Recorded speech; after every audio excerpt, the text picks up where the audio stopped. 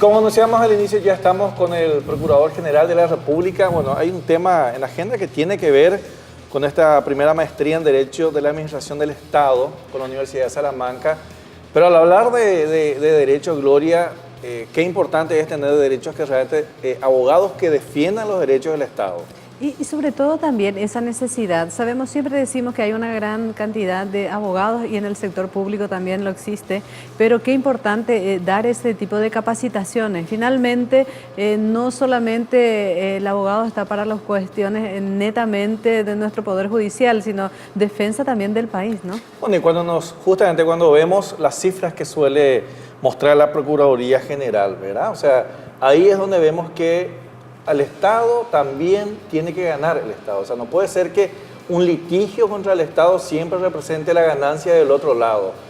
Procurador General de la República, don Roberto Moreno, gracias por estar aquí. Muchas gracias, Gloria. Muchas gracias, César. Es un placer estarme siendo como en casa acá, así que encantado con la invitación. Y realmente voy a tomar... mi padre siempre dice que cuando se muere nuestra abuelita, solamente quedamos nosotros mismos para ponderarnos, ¿verdad? Porque la abuela pues, siempre dice, mira qué lindo, mira qué lindo. Pero no quiero sonar así, pero realmente a partir de la gestión del presidente Cartes y la línea fuerte que él bajó de proteger lo público, hay un giro, ¿cómo se dice?, copernicano en la Procuraduría General de la República. Y no es solamente yo haciendo propaganda a la institución, aunque no tengo ningún problema de hacerlo, sino que son números concretos y son resultados concretos que a la larga se van plasmando en una nueva filosofía, en una nueva forma de encarar. El presidente de la República, en el informe que dio al Congreso Nacional, por cuarto año consecutivo destacó el trabajo de la Procuraduría General. El primer año los muchachos me dijeron, seguro que vos te fuiste los 2 días antes a Muricharoga para ver si podía. Pero 4 años seguidos quiere decir que se está haciendo algo bien y es la primera vez. La Procuraduría nunca fue mencionada como tal en los discursos, en los informes de gestión de un presidente de la República. Y hay números ahí que el presidente hablaba que son contundentes. Nosotros hemos superado ya los 620 millones de dólares ahorrados al Estado o cobrados, vamos a redondear la cifra para no confundirle a la gente, desde que asumimos el cargo el 15 de agosto. Y te reitero, tiene que ver con una filosofía. El presidente decía, la patria no se vende, la patria se defiende, ¿verdad? Esa es una posición que a nosotros nos costó imponer en primer lugar, porque había una tradición de no tomar demasiado en serio la defensa de las cosas públicas. Claro, porque al otro lado están los amigos. Mira, en el símil futbolístico era, mira, yo te voy a chutar un penal a la derecha, o tirarte a la izquierda, ¿verdad? Para hacer el símil futbolístico, porque en muchos casos era así, eso es una realidad. Y yo decía a muchos colegas, lo mejor que le podía pasar era decir, yo tengo un pleito con el Estado, ¿verdad? Porque era casi seguro que iba a ganar y siempre se puede cobrar, ¿verdad? Porque el Estado nunca se va a quebrar, ¿verdad? Claro. Siempre va a estar ahí. Entonces, entramos, digamos, con los tapones en alto, como se dice. Me costó algunas enemistades, qué sé yo, bueno, pero eso son, ¿verdad?, que del oficio uno no puede pretender entrar a la función pública, producir un quiebre en la forma en que se hacen las cosas y que todo el mundo te aplauda, ¿verdad? Siempre recuerdo hay una anécdota que está en la Analecta de Confucio que es muy interesante. Dice, va un tipo joven que quería consejos del maestro de Confucio y le dice que él quería ser intendente de su pueblo y qué tenía que hacer, si tenía que hacer que todo el mundo le quiera. Y Confucio le mira y le dice, no, está equivocado. Usted le tiene que querer la gente honesta y buena, y la gente mala y que está en cosas raras le tiene que odiar, ¿verdad? Porque si no, si todo el mundo le quiere decir que está haciendo algo mal. Entonces, eso también tomamos incluso, aunque nos da tanto gusto, ¿verdad?, ligar, como se dice coloquialmente, tomamos también como un elemento de lo bien que estamos trabajando en la institución. Así que, sin duda que estamos hablando de una institución que venía de un letargo de años. A pesar de tener más de 20 años, fue creada en la Constitución 92, casi pasando desapercibido durante mucho tiempo o conocido por su falta de resultados, a una institución que hoy estamos en el ojo permanente, lo cual me parece muy bien, ¿verdad? La gente Eso, tiene por que... ejemplo, ¿qué significa? Pero sí. a nivel de números, porque siempre se hablaba de que iban ahí y bueno, uno se iba en instancia judicial y por ahí no es que no dejaban de hacer, o simplemente omitían, los plazos se iban, te ibas un día después, entonces vos ya el Estado ya perdía el caso. De esos, a la fecha, ¿cuántos habían y que había un descontrol de casos y hoy cómo hacen? Mira, Gloria, la pregunta es buena porque esto me pasó cuando me vino un pedido de informe del Congreso hace 1 año y medio, 2 años más o menos. Cada uno tenía su archivo, entraba y salía y se iba con el archivo. Entonces, no había ni siquiera forma de saber cuántos juicios teníamos. Me recuerdo que el día que entré dije, ¿cuántos juicios tenemos? Y me miraron todo así como que yo le estaba preguntando, es como que le pregunté acá, ¿cuántas cámaras tienen ustedes? ¿Verdad? Y no sé, creo que hay una, ¿verdad? No sé, no puede ser. Entonces le dije, muchachos, acá no es lo que pusimos los bueyes delante, la carreta delante de los bueyes, no tenemos bueyes, ¿verdad? Y a partir de ahí empezamos a hacer toda una serie de medidas para de alguna manera formalizar a la institución. Esa es la pregunta que mucha gente me hizo. ¿Cuánto se gastaba antes? Y no sabemos.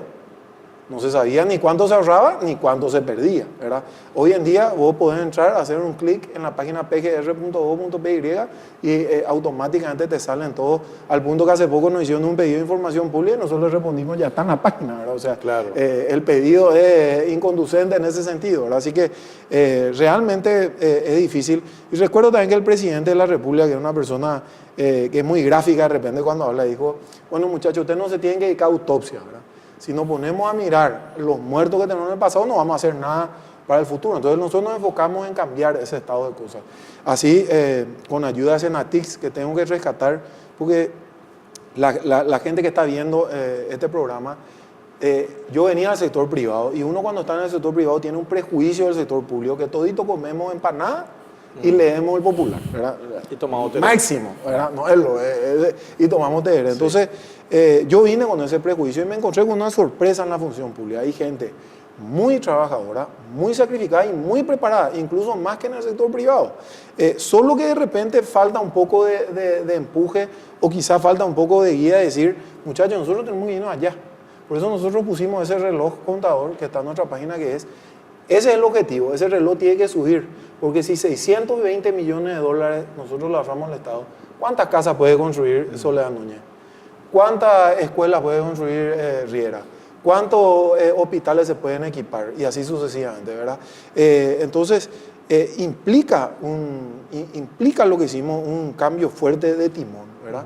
Claro, no es perfecto, ¿verdad? De repente perdemos juicios, pero estamos hablando de un juicio perdido cada 9 ganados, ¿verdad? Entonces, yo estoy muy contento y queremos sentar las bases de una institución que no vuelva hacia atrás.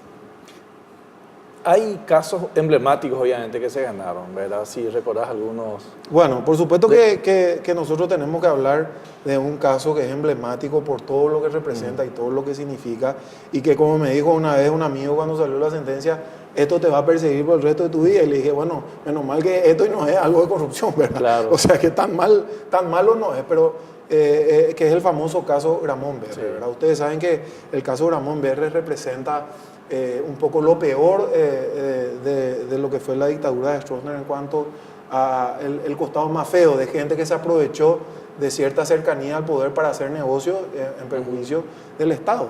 Y esto es importante, Gloria y César, decir.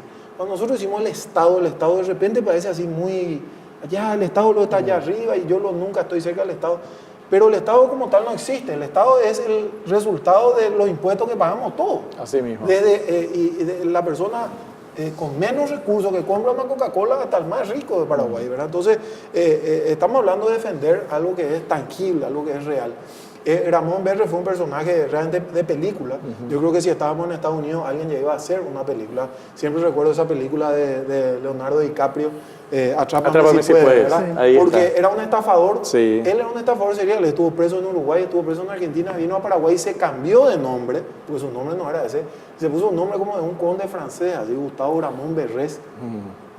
Y se casó con la sobrina de Stroessner. Se hizo una casa muy linda, que ahora la casa de Bruno Masi, ¿verdad? Que cuando pasaste impacta. O sea, por supuesto, a 2 cuadras del portón de Maurice Jarreau. O sea, un tipo que manejaba muy bien esas cosas, esa simbología del poder. Y entrando en confianza con Stroessner, logró acercarse.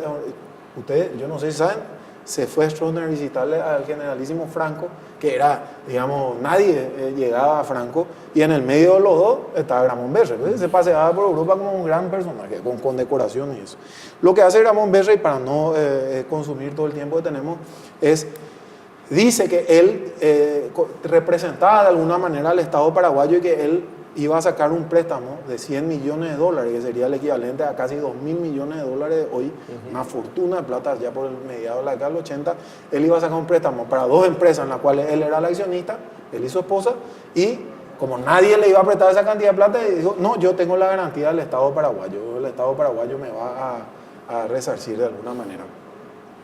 Va a garantizar este préstamo. Así sacó la plata obviamente nunca llegó, se quedó con la gente que intervino en esa estafa, y el Paraguay fue demandado por los 10 bancos, que fueron bancos muy importantes en Suiza. Perdimos como la guerra en Suiza hasta el año 2005, y en el año 2015 la empresa Sache, que era la aseguradora del préstamo y que había arreglado con los bancos, porque en su momento había sido demandado también con Paraguay, le demanda al Paraguay en Washington. Y ahí nosotros teníamos una encrucijada, ¿verdad? Porque incluso hubo políticos importantes, incluso gente que estuvo en cargo alto como presidencia, que decía que había que arreglar esa cuenta, sí, y que había que pagar. Incluso periodistas, colegas, ustedes que, así mismo, hasta, que ahora, ya se cierre ya. Hasta ahora nunca pidieron disculpas, ¿verdad? Porque uno cuando se equivoca tiene que decir que se equivocó. Bueno, eso no es lo importante. Lo importante es que teníamos esa encrucijada. ¿Vamos y peleamos en Washington o tratamos de arreglar? El presidente se jugó, porque incluso gente que estaba en el entorno decía que era una jugada muy arriesgada, y llegamos a Washington y lo único que pedimos allá a la jueza es una justicia independiente, porque en Suiza no tuvimos. Obviamente, como siempre digo, en broma y en serio, si vos tenés pleitos en Suiza contra relojería o contra chocolatera o banco, vas a perder. Es lo que le pasó a Paraguay. La jueza americana nos dio la razón, eso fue a principios de este año. Y es el primer triunfo jurídico paraguayo desde aquel famoso laudo del presidente Hayes, que le dio al Paraguay parte del Chaco. Y yo decía, qué coincidencia, decía con el presidente, qué coincidencia que nuevamente sea un magistrado americano el que le dé la razón a Paraguay. Y decía Manuel Gondra, justamente a propósito de aquel fallo, las escuadras marinas americanas son muy poderosas, pero más poderosa aún es su justicia, así que hay que agradecer eso. Bueno, ¿eso qué significa para el país, no? ¿Eso qué significa haber llegado a esa instancia y de esa defensa del país? ¿Verdad? Claro, ¿qué significa como imagen, país para el mundo en este tipo de defensa? El caso Gramont tiene 3 consecuencias beneficiosas para el Paraguay. La primera directa es que nos ahorramos más de $100 millones, no es poca plata, ¿verdad? Si perdíamos teníamos que pagar esa suma. La segunda es que las reservas que están en un banco que no paga prácticamente intereses, que son, ahora salió hace poco el Banco Central comunicó que son más de $8.000 millones, las reservas se invierten a un monto de 0,2% en vez de un 3 o 4%. Si vos llevas ese dinero que ahora se puede invertir en los Estados Unidos al 2%, nomás son algo así como $200 millones por año. En 5 años son $1.000 millones solamente con intereses. Comprando bonos del Tesoro americano, es decir, la inversión más segura que hay. Entonces estamos hablando de un ahorro de $100 millones, beneficio en 5 años potenciales $1.000 millones.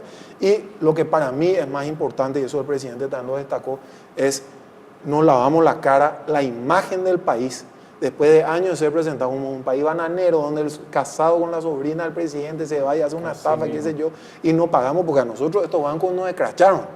Decían, cada vez que podían, que Paraguay no pagaba sus cuentas, y en cada prospecto de emisión de bonos del Paraguay hay una nota así horrible que dice, miren que Paraguay tiene un caso, bla, bla, bla. Es como está en Infolcom. Mundialmente estaba en Infolcom y te saltaba en rojo ahí, ¿verdad? Y ahora estamos fuera. Sí, más o menos tipo un pagarcito de Infolcom. costado teníamos. Ahí salimos del Infolcom mundial ahora. Ese es el caso más importante, no es el único, ¿verdad? Así mismo. Yo sé que hay muchos casos para hablar, pero justamente hablamos de todo de este antecedente, de este historial, porque tiene que ver con la importancia de tener abogados o profesionales de derecho, ¿verdad?, que realmente defiendan el país.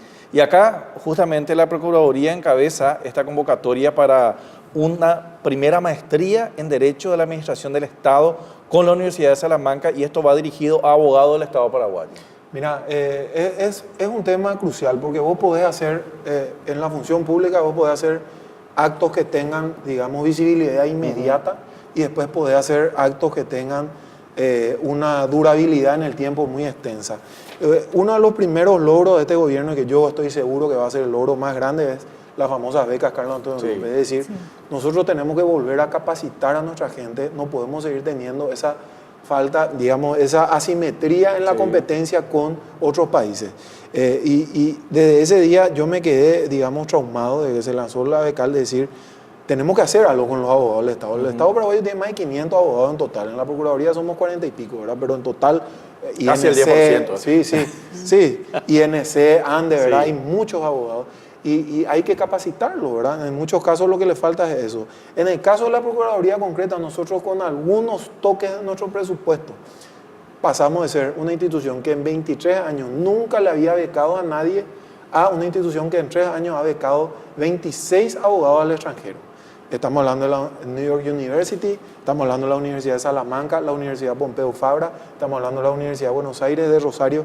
Es decir, en 3 años nosotros casi la mitad de nuestros abogados ya hicieron becas en el extranjero. Pero no quisimos quedar ahí, quisimos ir más allá. Y un problema que tienen muchos de nuestros abogados es que no pueden viajar mucho tiempo, Claro. porque tienen familia, hijos, y porque el Estado en sí necesita de sus trabajos. Claro. Entonces surgió esta posibilidad con el Consejo de Empresas Públicas, tengo que decir, no solo porque es el candidato, sino porque prestó su ayuda el ministro Peña en ese momento, y también Elvio, el amigo Elvio que está en el Consejo de Empresas Públicas, nos dieron una mano para que nosotros podamos llegar a realidad este proyecto tan lindo que es tener un máster en Derecho a Administración del Estado para abogados del Estado dictado en nuestro país. Con título Universidad de Salamanca. Claro, ¿qué te parece? No es poca Sí. cosa. Ahora, la Universidad de Salamanca es la universidad de habla hispana más antigua del mundo, ¿verdad? Fundada en 1240, una cosa así. Que también demuestra confianza, procurador. O Por sea, supuesto, ellos estamos no le van hablando de a prestar- Salamanca, no estamos hablando de la Universidad Salamanca y anexos, ¿verdad? Sí. Que está apostando por la Procuraduría, porque es así, Gloria. No, totalmente. Y sobre todo, esto es para todos, es para Abogados. abogados de la función pública. sin Nosotros en ningún- un primer lugar, en un primer momento, lo hacemos solamente para abogados del Estado. ¿Por qué? Porque vemos una necesidad yo les quiero decir, hoy nosotros lanzamos la maestría en redes sociales y explotó el teléfono de la Procuraduría, colapsó, ¿verdad? Me decían ahí las chicas, no sabemos qué hacer, otro nos llama a todo el mundo, nos pide todo el mundo. Y yo le dije, eso quiere decir que hay un hambre, digamos, de formación de los abogados, pero también quiere decir que hay un futuro para este proyecto. Claro. También. Si nosotros logramos capacitar 50 abogados por año, en 10 años son 500 abogados. ¿Cuál es el efecto multiplicador que tiene eso? Y lo que decís, César, la Universidad de Salamanca no se va a prestar a cualquier cosa. Hay una confianza al Estado paraguayo hoy en día, como lo demuestran las grandes inversiones que tenemos y como demuestran las cosas que se están haciendo. También una universidad de prestigio que dice, yo me animo a hacer esto con el Estado paraguayo, y van a venir más de 15 profesores españoles a dictar las clases. Y son profesores que están estudiando el derecho paraguayo. Es Ahí decir, no está. hay que van a venir a hablar del derecho en la Bueno, Unión Europea. de hecho que el caso de Ramón Berres ya está dentro, ya se está preparando, ingresando en esos grandes casos que uno Sí. lee. Leading del case, derecho. como dicen Claro, los así americanos, mismo. casos líderes. Y ahí tenemos eso, un caso líder, ¿verdad? de un hecho que se consideraba como perdido. La gente que tiene interés procurador, entonces, ¿dónde tiene que...? Bueno, nosotros hicimos acudir? invitaciones y te decía, en primer lugar solamente a gente de la función pública, pero por el interés que tenemos, probablemente en las próximas ediciones abramos ya a gente del sector privado. Hoy en día está cerrado solamente para gente del sector público. Se han hecho las invitaciones, tienen que cada institución patrocinar, digamos, a sus funcionarios sin costo alguno para ellos va a ser, ¿verdad? Va a ser solventado por el Estado paraguayo, pero claro, cada persona que haga el máster va a tener que hacer ¿cómo se dice? Una carta de compromiso con el Estado paraguayo de que si no se queda a trabajar un tiempo determinado, va a devolver el costo como para que el Estado no salga perjudicado, porque la idea es que la persona que haga esto se quede en la función pública y que los conocimientos que adquiere se puedan dar en un servicio público mejor y diferenciado. Pueden entrar también a la página web de la Procuraduría, pgr.gov.py, ahí hay un icono específico del máster, están los formularios y toda la información al respecto. Espectacular, buenísimo. Bueno, escuchaban esto entonces, o sea, no hay que desaprovechar para el abogado o la abogada que está en la función pública, aprovechar, apurarse, mientras todavía tengan la posibilidad de que de ocupar un espacio. Está, ¿cómo se llama? Es como una empanada recién salida del horno. Hay pelea va a llegar, así que hay que apurarse. Así mismo. Procurador, gracias por estar aquí. No, encantado y siempre estoy a las órdenes. Bueno, hablamos así con el Procurador General de la República. Ya escuchando ustedes la posibilidad, bueno, lo que hablamos antes y en lo que terminamos hablando, ¿verdad? Que tiene que ver con esta importantísima posibilidad de formarse en una maestría por la Universidad de Salamanca. Y como anunciamos al inicio, luego de la pausa ya estamos con Tatiana Benítez, la ganadora de la medalla de oro en los Juegos Mundiales de Deportistas Trasplantados. Ya volvemos.